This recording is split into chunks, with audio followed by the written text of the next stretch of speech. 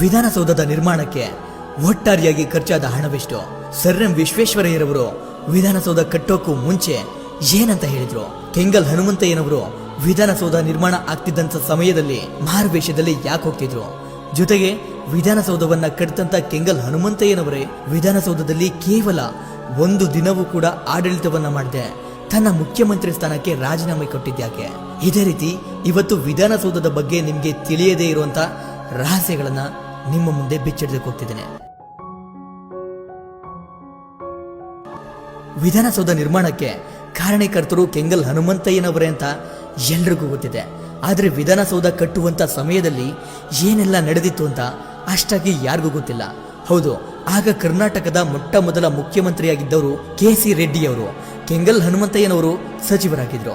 ಮಧ್ಯ ಕರ್ನಾಟಕದ ಭಾಗದಲ್ಲಿ ಒಂದು ಆಡಳಿತ ಕಚೇರಿ ಇರಲೇಬೇಕು ಅಂತ ಚಿಂತನೆಯನ್ನ ಮಾಡ್ತಾರೆ. ಆಗ ಮುಖ್ಯಮಂತ್ರಿಯಾಗಿದ್ದಂತ ಕೆ.ಸಿ. ರೆಡ್ಡಿಯವರು ಬ್ರಿಟಿಷ್ ಮಾದರಿಯಲ್ಲಿ ಒಂದು ಕಟ್ಟಡವನ್ನ ಕಟ್ಟಬೇಕು ಅಂತ ಬ್ರಿಟಿಷ್ ಮಾದರಿಯಲ್ಲೇ ಒಂದು ವಿನ್ಯಾಸವನ್ನ ರೂಪಿಸಿಕೊಂಡು ಬರ್ತಾರೆ. ಆಗ ಸಚಿವರಾಗಿದ್ದಂತ ಕೆಂಗಲ್ ಹನುಮಂತಯ್ಯನವರೇ ಇದಕ್ಕೆ ತೀವ್ರವಾದಂತ ವಿರೋಧವನ್ನ ವ್ಯಕ್ತಪಡಿಸ್ತಾರೆ. ಯಾಕೆ ಅಂದ್ರೆ ಒಮ್ಮೆ ಬೆಂಗಳೂರಿಗೆ ಭೇಟಿ ನೀಡಿ ನಗರವನ್ನೆಲ್ಲ ಸುತ್ತಾಡಿದ್ದಂತ ಒಬ್ಬ ಗಣ್ಯರೊಬ್ಬರು ಈ ರೀತಿ ಆಡ್ಕೊಂಡಿದ್ರಂತೆ, ಇಲ್ಲಿರುವ ಕಟ್ಟಡಗಳೆಲ್ಲ ಬ್ರಿಟಿಷ್ ಮಾದರಿಯ ನಕಲುಗಳಿಂತಿವೆ, ನಿಮ್ಮದೇ ಆದಂತ ಭಾರತೀಯ ಶೈಲಿ ಇಲ್ಲವಾ ಅಂತ ಪ್ರಶ್ನೆ ಮಾಡಿದ್ರಂತೆ. ಅಂದು ಅವಮಾನಗೊಂಡಂತ ಕೆಂಗಲ್ ಹನುಮಂತಯ್ಯನವರು ನಮ್ಮ ಭಾರತೀಯ ಶೈಲಿಯಲ್ಲೇ ಕಟ್ಟಡವನ್ನ ಕಟ್ಟಬೇಕು ಅಂತ ನಿರ್ಧಾರಕ್ಕೆ ಬರ್ತಾರೆ. ಜೊತೆಗೆ ಆಗ ವಿಧಾನಸೌಧವನ್ನ ನಿರ್ಮಾಣ ಮಾಡೋಕೆ 33 ಲಕ್ಷದಷ್ಟು ಹಣದ ಅವಶ್ಯಕತೆ ಇತ್ತಂತೆ. ಆಗಿನ್ನು ಸ್ವತಂತ್ರ ದೊರೆತು ಕೆಲವೇ ವರ್ಷಗಳಾಗಿರೋದ್ರಿಂದ ಅಷ್ಟೊಂದು ಹಣವನ್ನ ವಿಧಾನಸೌಧಕ್ಕೆ ಖರ್ಚು ಮಾಡೋದು ಸಮಂಜಸವಲ್ಲ ಅಂತ ಭಾವಿಸಿ ಆ ಯೋಜನೆಯನ್ನ ಅಲ್ಲಿಗೆ ಕೈಬಿಡಲಾಗಿತ್ತು. ಇದರಿಂದ ನಿರಾಸೆಗೊಂಡಿದ್ದಂತ ಕೆಂಗಲ್ ಹನುಮಂತಯ್ಯನವರು 1952 ಫೆಬ್ರವರಿಯಲ್ಲಿ ಮುಖ್ಯಮಂತ್ರಿಯಾಗಿ ವಿಧಾನಸೌಧವನ್ನ ನಿರ್ಮಾಣ ಮಾಡಲೇಬೇಕು ಅಂತ ಪಣವನ್ನ ತೊಡ್ತಾರೆ. ನಂತರ ಕೆಂಗಲ್ ಹನುಮಂತಯ್ಯನವರ ನೇತೃತ್ವದಲ್ಲಿ ನಡೆದ ಸಂಪುಟ ಸಭೆಯಲ್ಲಿ ವಿಧಾನಸೌಧದ ನಿರ್ಮಾಣದ ಬಗ್ಗೆ ಧ್ವನಿಯನ್ನ ಎತ್ತಿ ಅನುಮೋದನೆಯನ್ನ ಪಡಿತಾರೆ ಕೆಂಗಲ್ ಹನುಮಂತಯ್ಯನವರು. ಹೀಗೆ ಕೆಂಗಲ್ ಹನುಮಂತಯ್ಯನವರು ಭಾರತೀಯ ಶೈಲಿಯಲ್ಲಿ ನಿರ್ಮಾಣ ಮಾಡೋಕೆ ಹೊರಟಂತ ವಿಧಾನಸೌಧದ ವಿನ್ಯಾಸದ ನಕ್ಷೆ ಹೇಗಿತ್ತು ಗೊತ್ತಾ?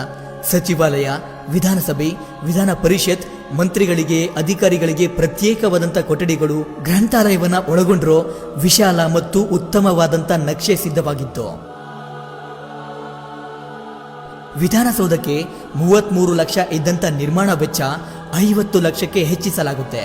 ಹೀಗೆ 60 ಎಕರೆ ಪ್ರದೇಶದಲ್ಲಿ ಅಗಾಧವಾದ ಕಟ್ಟಡ ಎದ್ದು ನಿಲ್ಲೋಕೆ ಶುರುವಾಯಿತು.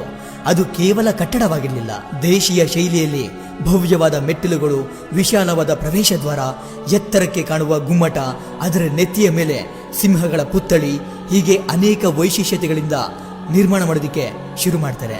ಅದಕ್ಕೂ ಮುಂಚೆ ಕೆಂಗಲ್ ಹನುಮಂತಯ್ಯನವರು ಸರ್ ಎಂ ವಿಶ್ವೇಶ್ವರಯ್ಯರನ್ನ ವಿಧಾನಸೌಧ ಕಟ್ಟುವಂತ ಸ್ಥಳಕ್ಕೆ ಕರ್ಕೊಂಡ್ಬರ್ತಾರೆ. ಅಲ್ಲಿನ ಕಲ್ಲು ಮತ್ತು ಮಣ್ಣನ್ನ ಕೈಯಲ್ಲಿ ಹಿಡಿದು ಪರೀಕ್ಷೆ ಮಾಡಿದಂಥ ವಿಶ್ವೇಶ್ವರಯ್ಯರವರು ಈ ಬೃಹತ್ತಾದಂಥ ಸೌಧ 100 ವರ್ಷ ಗಟ್ಟಿಯಾಗಿ ನಿಲ್ಲುತ್ತೆ ಅಂತ ಹೇಳಿದ್ರಂತೆ. ಅಷ್ಟೇ ಅಲ್ಲದೆ ವಿಧಾನಸೌಧದ ನಿರ್ಮಾಣದ ಮುಖ್ಯ ಇಂಜಿನಿಯರ್ ಆಗಿದ್ದಂಥ B.R. ಮಾಣಿಕ್ಯಂ ಅವ್ರಿಗೆ ಕಾಮಗಾರಿಯಲ್ಲಿ ಯಾವುದೇ ಲೋಪ ಮತ್ತು ಭ್ರಷ್ಟಾಚಾರ ನಡಿಬಾರ್ದು ಅಂತ ಒಂದು ಲೋಟದಲ್ಲಿ ಹಾಲನ್ನ ಕೊಟ್ಟು ಕೆಂಗಲ್ ಹನುಮಂತಯ್ಯನವರು ಭಾಷೆ ತಗೊಂಡಿದ್ರಂತೆ. ವಿಧಾನಸೌಧವನ್ನ ನಿರ್ಮಾಣ ಮಾಡುವಂತ ಸಮಯದಲ್ಲಿ ಮುಖ್ಯವಾಗಿ ಸಮಸ್ಯೆ ಉಂಟಾಗೋದು ಕೂಲಿ ಕಾರ್ಮಿಕರದ್ದು. ಆಗ ಇದಕ್ಕೊಂದು ಉಪಾಯವನ್ನ ಮಾಡಿ 5,000 ಕೈದಿಗಳನ್ನ ಕರೆತಂದು ವಿಧಾನಸೌಧದ ಕಾಮಗಾರಿಯಲ್ಲಿ ಬಳಸ್ಕೊಳ್ತಾರೆ. ಜೊತೆಗೆ ಅನೇಕ ರೀತಿಯ ಕುಶಲಕರ್ಮಿಗಳನ್ನು ಕೂಡ ಕರೆತಂದು ಕೆಲಸವನ್ನ ಶುರು ಮಾಡಲಾಗುತ್ತೆ.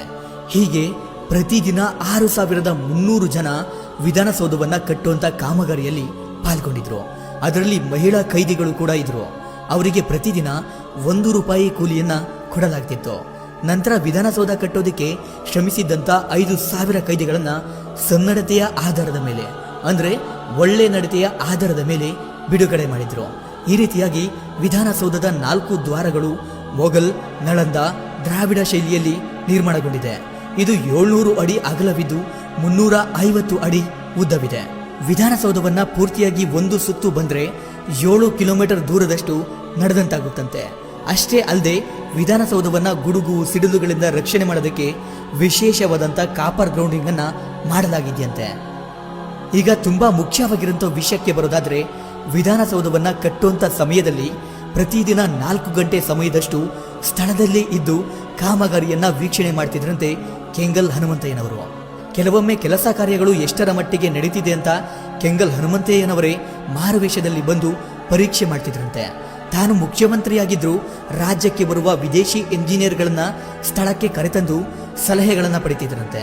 ಹೀಗೆ ಪ್ರಗತಿಯಲ್ಲಿ ಸಾಗುತ್ತಿದ್ದಂಥ ವಿಧಾನಸೌಧದ ಕಟ್ಟಡವನ್ನ ನೋಡಿ ರಾಷ್ಟ್ರಕವಿ ಕುವೆಂಪುರವರು, ನಾವು ಕಾಗದದ ಮೇಲೆ ಕವನ ಬರೆದ್ರೆ ನೀವು ಕಲ್ಲಿನಲ್ಲಿಯೇ ಮಹಾಕಾವ್ಯ ಬರೀತಿದ್ದೀರಲ್ಲ ಅಂತ ಮೆಚ್ಚುಗೆಯನ್ನ ವ್ಯಕ್ತಪಡಿಸಿದ್ರಂತೆ. ಆದರೆ ಹೀಗೆ ಒಮ್ಮೆ 1955ರಲ್ಲಿ ವಿಧಾನಸೌಧದ ಕಾಮಗಾರಿಯನ್ನ ವೀಕ್ಷಣೆ ಮಾಡೋದಕ್ಕೆ ಹೋದಂತ ಕೆಂಗಲ್ ಹನುಮಂತಯ್ಯನವರ ಮೇಲೆ ಒಬ್ಬ ಖೈದಿ ಕಲ್ಲನ್ನ ಎಸೆದು ಕಬ್ಬಿಣದ ಸಲಾಕೆಯಿಂದ ಹೊಡೆಯೋದಕ್ಕೆ ಮುಂದಾಗಿದ್ದಂತೆ. ಆಗ ಅಲ್ಲೇ ಇದ್ದಂಥವರು ಆ ಖೈದಿಯನ್ನ ತಡೆದು ಕೆಂಗಲ್ ಹನುಮಂತಯ್ಯನವರ ಪ್ರಾಣವನ್ನ ಕಾಪಾಡಿದರಂತೆ. ಈ ರೀತಿಯಾಗಿ ವಿಧಾನಸೌಧದ ನಿರ್ಮಾಣ 1952ರಲ್ಲಿ ಪ್ರಾರಂಭವಾಗಿ ಸತತ 4 ವರ್ಷಗಳಷ್ಟು ಕಾಮಗಾರಿ ನಡೆದು 1956ರಲ್ಲಿ ಪೂರ್ಣಗೊಳ್ಳುತ್ತೆ. ಆದರೆ 50 ಲಕ್ಷ ಬಜೆಟ್ನಲ್ಲಿ ಶುರುವಾದಂಥ ವಿಧಾನಸೌಧದ ನಿರ್ಮಾಣ ಪೂರ್ಣಗೊಳ್ಳುವಷ್ಟರಲ್ಲಿ 1.99 ಕೋಟಿಗಳಷ್ಟು ಖರ್ಚನ್ನು ತಲುಪಿತ್ತು. ಇದು ಆಗಿನ ಸಮಯದಲ್ಲಿ ದೊಡ್ಡ ವಿವಾದವನ್ನೇ ಸೃಷ್ಟಿ ಮಾಡಿತ್ತು.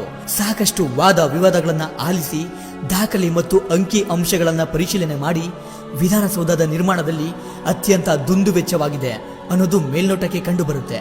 ಇದಕ್ಕೆ ಇನ್ನೂ ಪ್ರಚೋದನೆ ಕೊಡೋದಕ್ಕೆ ಕೆಂಗಲ್ ಹನುಮಂತಯ್ಯನವರನ್ನ ಕಂಡರೆ ಅಸೂಯೆ ಪಡೆದಿದ್ದಂಥ ಕೆಲ ವ್ಯಕ್ತಿಗಳು ಕೆಂಗಲ್ ಹನುಮಂತಯ್ಯನವರ ವಿರುದ್ಧವಾಗಿ ವಾದಗಳನ್ನು ಮಾಡ್ತಾರೆ. ಇದರಿಂದ ನೊಂದುಕೊಂಡಂತ ಕೆಂಗಲ್ ಹನುಮಂತಯ್ಯನವರು 1956 ಆಗಸ್ಟ್ 19ರಂದು ಮುಖ್ಯಮಂತ್ರಿ ಸ್ಥಾನಕ್ಕೆ ರಾಜೀನಾಮೆ ಕೊಟ್ಬಿಡ್ತಾರೆ. ಹೀಗೆ ಕೆಂಗಲ್ ಹನುಮಂತಯ್ಯನವರು ರಾಜೀನಾಮೆ ನೀಡಿದ 2 ತಿಂಗಳ ನಂತರ 1956ರ ಅಕ್ಟೋಬರ್ನಲ್ಲಿ ವಿಜಯದಶಮಿ ಎಂದು ಮುಖ್ಯಮಂತ್ರಿ ಮಂಜಪ್ಪನವರು ಸರಳವಾಗಿ ಹೋಮ ನಡೆಸಿ ವಿಧಾನಸೌಧವನ್ನ ಉದ್ಘಾಟನೆ ಮಾಡ್ತಾರೆ.